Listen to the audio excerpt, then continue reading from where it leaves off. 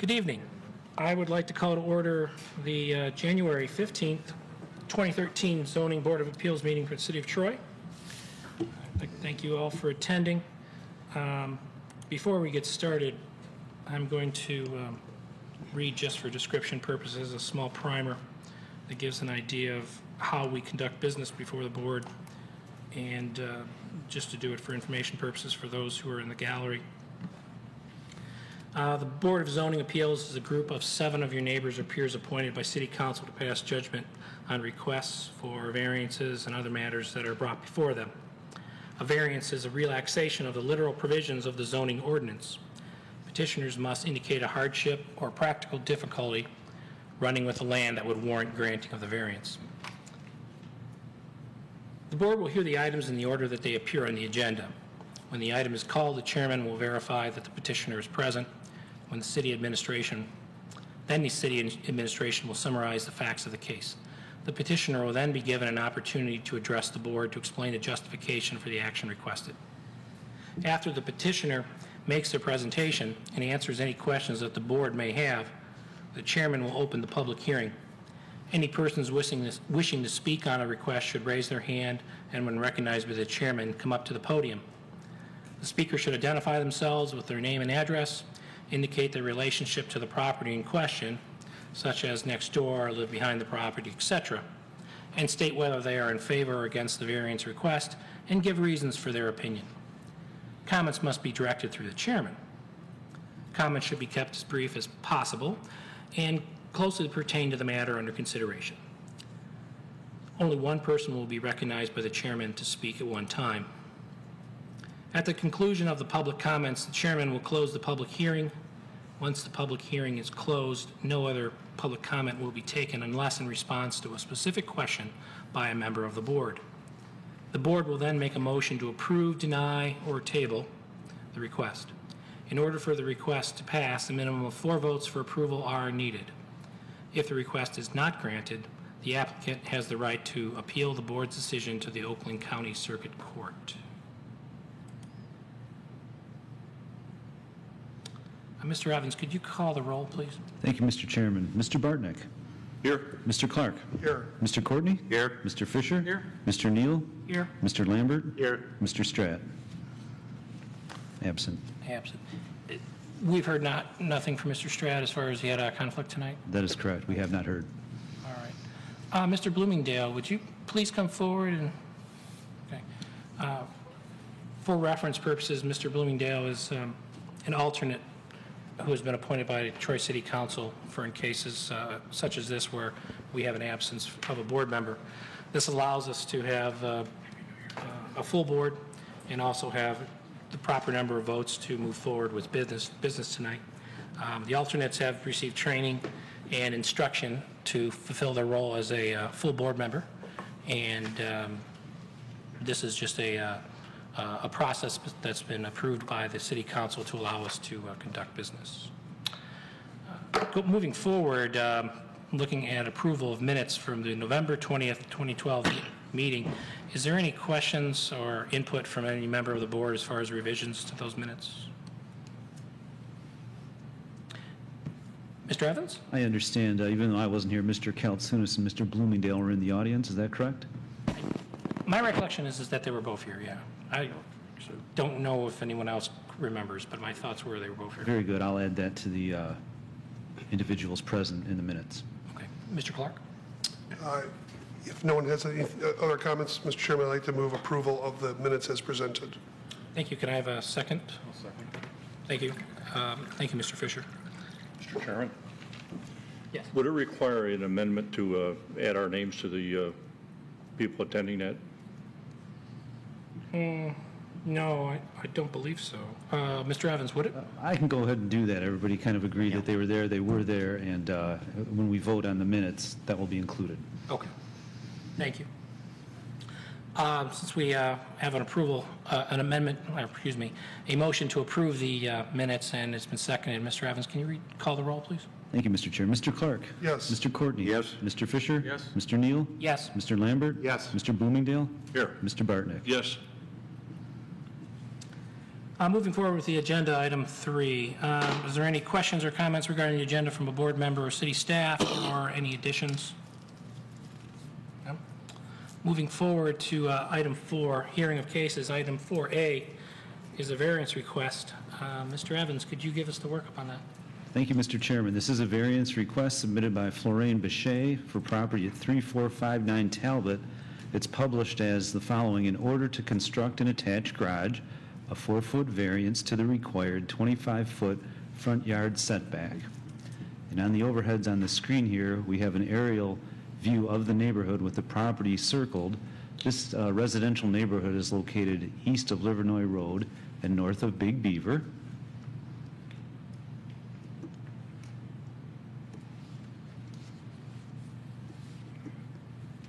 Property is located at the north end of Talbot, just south of Trombley. In the overhead, it is the red rectangle, 3459. It's on the west side of the road. And that is a sensitive mouse. This is the zoning classification in yellow for the subject property and all the surrounding properties, and it is zoned single-family residential R1E. The applicant wants to attach a garage to the existing home, and in these renderings, in the red outlined elevations, are what the new garage is going to look like.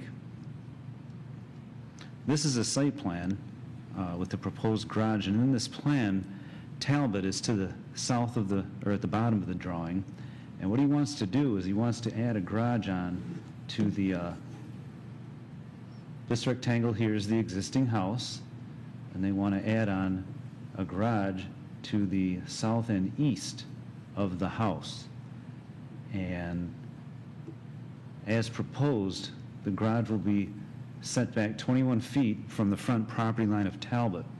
Now, the zoning ordinance requires that the garage, or any other additions to the house for that matter, be set back at least 25 feet from that front property line. So in order to construct as proposed, he needs relief from this board tonight for a 4-foot setback variance from the front property line. Thank you, Mr. Evans. Are the applicants present? Can you please come forward? You can both come up, yes.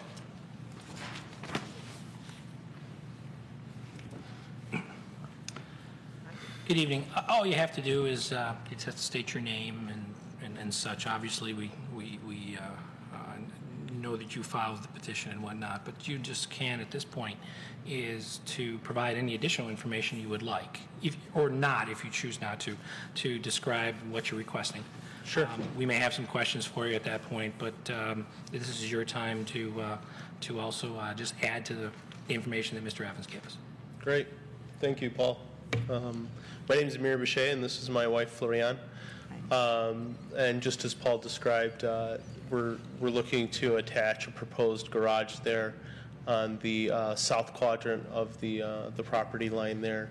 It would carry over kind of on the side, the south side of the property, and then jot over towards the north, almost like an L shape, just like you have there on the site plan. The request for the variance is essentially to avoid the 100-year floodplain, which there may be some screenshots that reflect that. And in this shot here, you can kind of see what that looks like. The 100-year floodplain comes all the way up, as far east of the property line, or pretty far east in the property line. And what we're proposing essentially is to put the garage in that what FEMA, I think, labels is the 1% zone, or I've also heard engineers refer to it as the 500-year floodplain, which is that orange or magenta shading there. There are obviously numerous hardships to building in the floodplain, so if one has the opportunity to avoid it, that would be the most cost-effective approach, and have the least impact on the floodplain, and probably be the least risk for the structure as well. So that's that's kind of in a nutshell what we're proposing there. Thank you. Are there any questions from the board for the applicants? No. Seeing none at this time, what I'm going to do is I'm going to ask you to both sit down. We're going to we'll see if there's any public comment, but I don't think there's anybody in the gallery.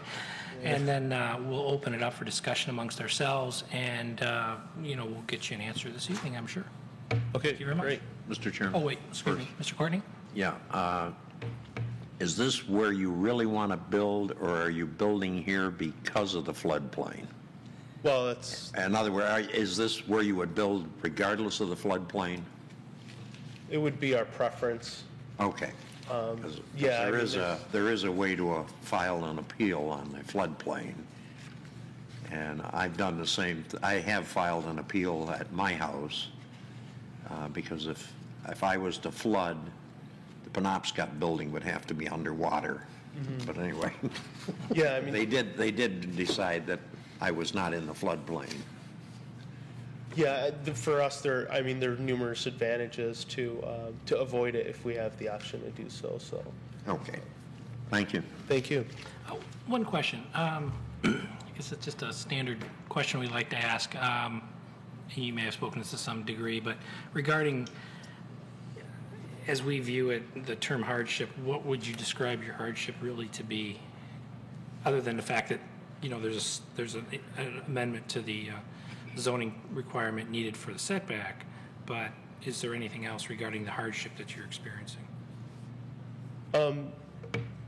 I kind of described some of that, I think, in the submission. I don't have it in front of me, but I think, just right off the bat, the cost effectiveness of having the opportunity to build outside of the floodplain would be one.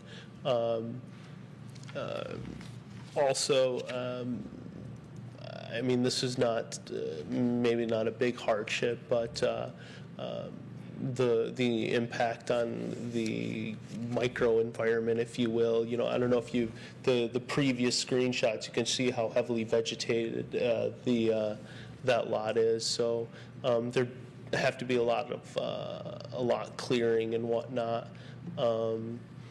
And then just, increased cost to meet the excavation requirements to build in the floodplain. And in some of the stuff I submitted, I was able to kind of glean some of that information from the DEQ's website. I'm not a civil engineer, and I don't even play one on TV, so I don't, I know enough, I guess, to just kind of, grab some of the highlights. But it seems like there would be numerous hoops that we'd have to go through to consider building in that area. Okay. Thank you.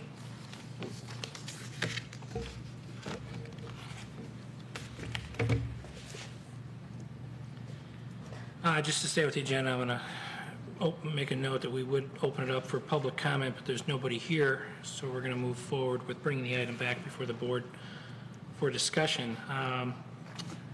Opening it up for discussion with the board, are there any thoughts from the board members or questions, et cetera? Mr. Clark. Thank you, Mr. Chairman. I would just inquire of staff, our liaison, Mr. Evans. I've been on this board for a long time, and I don't think we've ever encountered a floodplain issue like this before. So I just find it kind of surprised, I guess, that we haven't ever gone across that bridge per se. But can you just kind of maybe walk us through what the do's and don'ts as far as this issue? And I'm just curious, certainly related to the petitioner's application, but also just in the future, if a property is somewhat, in that plain area, does that, generally speaking, as far as the city's perspective and statute, allow people to build in other areas if the zoning board, essentially, is that a legitimate reason to allow them to build somewhere else versus maybe another part of the parcel? Well, I can speak anecdotally because our experts are from the engineering department. But anecdotally, I can tell you that you are allowed to build in the 100-year floodplain, but certain things need to be done in regards to building construction.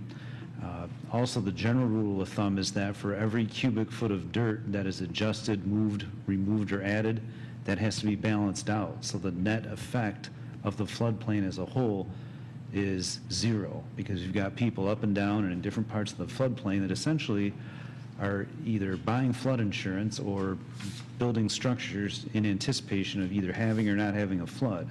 So throughout the floodplain, when people collectively make adjustments throughout the floodplain, if you alter the anticipated level of a 100-year flood, you can have a lot more unanticipated damage because that's been done. So there are ways to do it, but I'm not entirely certain to the specifics beyond what I've told you here. Thank you. Mr. Chairman? Yeah, Mr. Bloomingdale. I'd like to direct a question to staff. There's an ordinance, I believe, that says that a garage can only, or cannot exceed a certain amount based on the square footage of the house. Is that correct? Right. Does this do that? Well, this falls under that. This complies with the ordinance. The square footage of the garage is under that requirement. Okay, thank you. Mr. Chairman, Mr. Lambert. just wanted to note too, and you may have covered this later in your remarks, but we do have one response from a neighbor who is in support of it, who lives at 3458 Talbot, and I believe all of us have a copy of that correspondence. Yes, we do. Thank you for mentioning it. I did plan, but thank you for mentioning it so we can reflect it in the actual tape of the meeting. There is a gentleman that lives at 3458 Talbot, Michael Jones, who has indicated, he actually indicated two pieces of information. One, he was not opposed to it, but he also pointed out that, to his knowledge, the current location of that dwelling is set back 10 feet deeper than homes located along Trombley.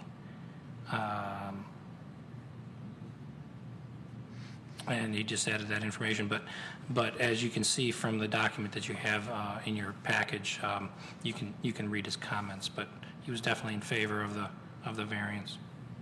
Are there any additional comments or input from the board?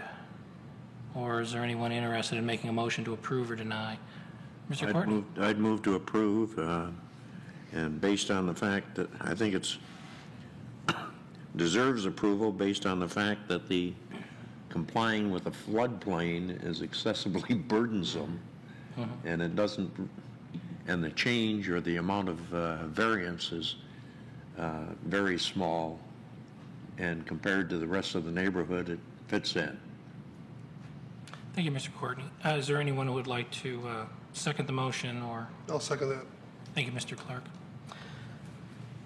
So we have a motion to approve that's been brought forth and it's been seconded. Is there any discussion regarding the motion?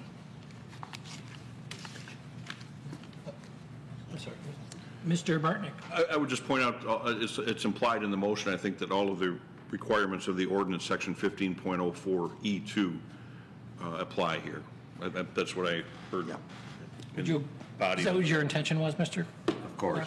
Okay, And thank I you. would, Mr. Chairman, if I could be recognized, I would just ask if the maker of the motion would agree with me as a seconder that I would find especially the areas of A and B to be related to this applicant's request and our motion at this time. Yes. Thank you. Thank you. Is there any other discussion regarding the motion before us? Seeing none.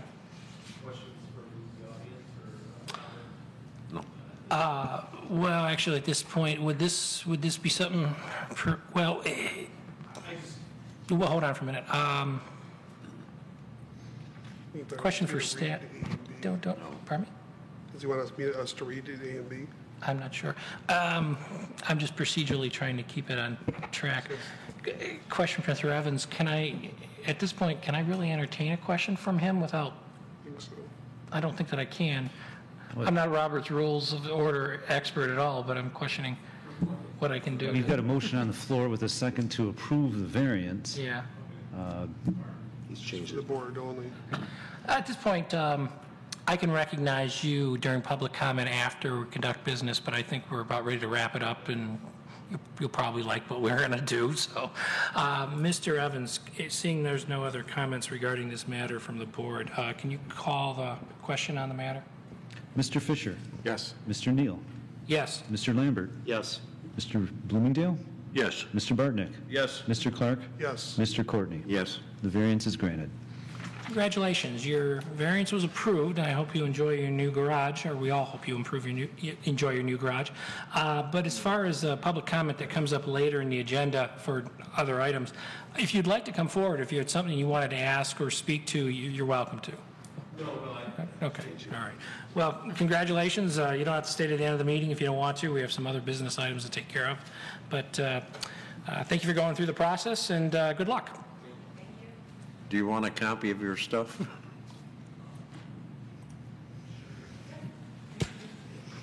I assume you have a copy, but that's... Oh, yes. Moving forward to item 5, communications, I just want to note that attached to your packet, there is the 2013 list of meeting dates. And moving forward, item 6, miscellaneous business. Is there anything that a board member has that'd like to come forward with, or is there anything from staff? No? Mr. Bloomingdale. I'd like to make a suggestion, or at least have a kind of, you think it would make sense on our, on the application for them to identify their hardship in print? I do. I think it would make good sense, and if I'm not mistaken, I think it's called. I think we ask them, and we tell them, demonstrate how you meet the criteria. Yep. And I explain that also in my pre-application meetings. The easier you can demonstrate that, and the easier you can give the board a leg to stand on to grant your variance, the better your chances are going to be. Well, with what you're saying, it seems to me that it's communicated a couple different ways, but do you think it would, from your purposes, Paul, be better served if we had another aspect on the written form that, again, they had to actually answer or speak to, in that sometimes they failed to provide that information now in the existing form? I mean, do you think it's actually a help, or do you think it's brought up enough that changing the form is not necessary? Well, let me take a second look at the form, because I don't always put the notes. Yeah, it was like in this particular case, I think they had a Agenda. hardship that they didn't really speak to that we could see, but I don't think that they maybe understood the term per se, or their documents didn't really include the detail we would want. Let me just refresh my memory as to what my our checklist says. I'm going to take a look at the application briefly, if that's okay with you. The application form. Don't you want to address it? Now, what I say on the application checklist, and I'll put it on the overhead for everybody here, is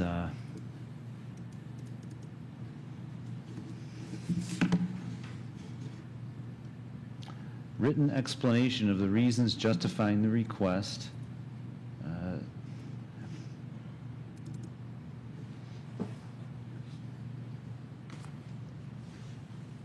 The reasons must satisfy the variance review standards listed in section. And this is a non-use variance, so we do tell them I believe pretty clearly. I could move it, or I've seen some cities have a form where you're supposed to fill in the blank. Right. Mr. Clark, you had a comment? Thank you, Mr. Chairman. You know, hearing the discourse here, Mr. Bloomingdale's comment, you know, what comes to mind for me is that clearly Mr. Evans is, inviting them to provide documentation and their perspective and opinion about why A should lead to B. But I think to Mr. Bloomingdale's point, or a further comment on that is, if, let's say, I happen to live in that neighborhood and there's a sign that the city puts out, or there's the postcard that goes out to the neighbors, and I'm interested enough to check with the city and by calling Mr. Evans' office, I would kind of think that a form like that would be appreciated by a local resident who could simply come into the office and look at the file and right there in a very succinct way have that information written out, that essentially the city administration, puts a guideline out as far as, at line 1, 2, 3, 4, 5, whatever, you have to put this information, and the rest of the information follows. And it just seems to me, as far as, disclosure to area residents, that would be very helpful. And if there was a rezoning issue in my neighborhood, I probably would want to be able to look as far as much of information as guided by the city and with the applicant's responses to it. Well, before I speak, Mr. Bloomingdale, was there something, you seemed to be, looked like you were maybe going to ask to say something. So Well, what prompted me to ask that question was, it seems that with every one of these things, we wind up asking that question. Yeah. What is the hardship driving this request? And if we had that clearly identified, I think that would then promote the whole process. That's just an opinion. Mr. Fisher. If I could piggyback on that, could it be possible in the written explanation, because you're asking for the reason, to mention in it commonly known by the board as the hardship, so that because the applicant may not understand what a hardship is, even though that they've mentioned what their reason is. Right. So when they hear that terminology, they think, oh yeah, the hardship, that's what that is. So maybe that would help. So at least they understand what that terminology means, and they can tie it to that statement. I was going to suggest, and maybe from the purposes of moving this along tonight, but also getting us to something maybe modified and concrete, is between now and the next meeting, if you all feel comfortable, I can work with Paul or whomever he may designate in his absence, if he wants to do something else with someone at the city, is we could make a modified version of a form, and then we could look at that, maybe be a little closer to what is being spoken here, and then we can modify a little bit of that and maybe get it approved, and if necessary, then begin using that, say, from March onward or something of that nature. But I mean, would that be helpful to the board to take the form and play with a little bit and try to improve it, but then bring it back for review and see if it works? Okay. Yeah, okay. Does that make sense to you all? Okay. Sounds good. All right, well, Paul, I'll get with you after the meeting and then in between now and next month, and we'll play around. I'll mark up a version. Yeah, and then I'm we'll see where we go confident with help this. something. This would be helpful. Yeah, I think so. When people meet with me, we have a lengthy discussion. I tell them, I basically use the Swiss cheese test. I try to poke holes in everything and say, you'd rather hear it from me than come to the meeting and be surprised as to what the standards are. Mm-hmm. But understanding, too, that the majority of people that come before us aren't. I'm confident this was his first time before I know it was his first time before the board in Troy, and it might be the only time in his life that he's ever here. So, but I think that'll be helpful. We'll do that. Okay, thank you. Good idea. Are there any additional miscellaneous business items or comments, communications that we want to be brought up? No? Mr. Chairman, I think there's something on the agenda from Mr. Evans. I don't know if it was the dates for the ZBA meetings. He wanted to bring that to our attention tonight. Yeah, I mentioned it. At the end of your package under communications, the only item that I saw was that there was the meetings coming up for for the rest of the year. I had mentioned that earlier. I don't know if there's something more. Nope. Okay. All right. Is there anything you'd like to add to that, Paul? No, No? Okay. thank you. No problem at all. All right, having run through those items and there being no one here for public comment, I'd like to move to item 8, adjournment, and close this meeting. Thank you for attending.